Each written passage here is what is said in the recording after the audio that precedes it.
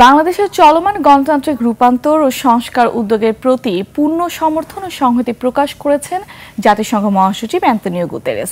New ইয়র্কে জাতিসংঘ সদর দপ্তরের প্রধান উপদেষ্টা প্রফেসর মোহাম্মদ ইউনুসের সঙ্গে বৈঠক করেন গুতেরেস।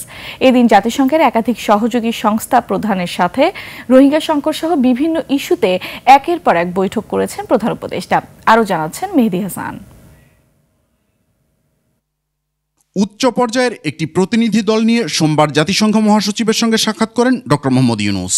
এ সময় বাংলাদেশের রাজনৈতিক সংস্কার, নির্বাচন, জুলাই গণহত্যার বিচার ও আন্তর্জাতিক রোহিঙ্গা সম্মেলন নিয়ে কথা বলেন তারা।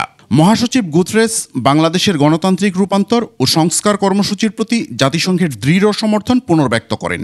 রোহিঙ্গা সংকট সমাধানে জাতিসংঘ বাংলাদেশের পাশে থাকবে বলেও আশ্বাস দেন। নিউ ইয়র্কে হোটেলে প্রধান উপদেষ্টা ডক্টর মোহাম্মদ ইউনুসের সঙ্গে এদিন সাক্ষাৎ করেন United Nations High Commission on refugee UNHCR এর হাই কমিশনার ফিলিপো গ্র্যান্ডি।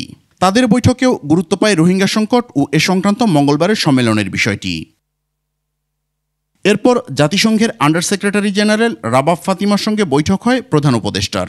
এ সময় বাংলাদেশের আনুষ্ঠানিক অনুরোধের পর স্বল্পোন্নত দেশ থেকে উত্তরণের জন্য একটি স্বাধীন প্রস্তুতি মূল্যায়নের সহায়তার কথা জানান রাবাব ফাতিমা। বলেন, জাতিসংঘে বাংলাদেশের সর্বশেষ অর্থনৈতিক তথ্য 2 বছরেরও বেশি পুরনো। তারপর থেকে অনেক কিছুই বদলে গেছে, ফলে বর্তমান অর্থনৈতিক পরিস্থিতি পুনর্মূল্যায়ন জরুরি।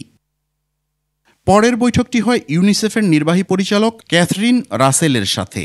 এ সময় বাংলাদেশের সংস্থাটির কার্যক্রম এবং শিশুদের জীবনমান উন্নয়ন নিয়ে প্রধান উপদেষ্টার সঙ্গে বিস্তারিত আলোচনা করেন ক্যাথরিন।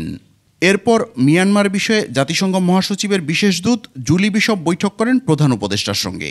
বৈঠকে মিয়ানমারের সবশেষ পরিস্থিতি ও রোহিঙ্গা সংকট নিয়ে আলোচনা হয়।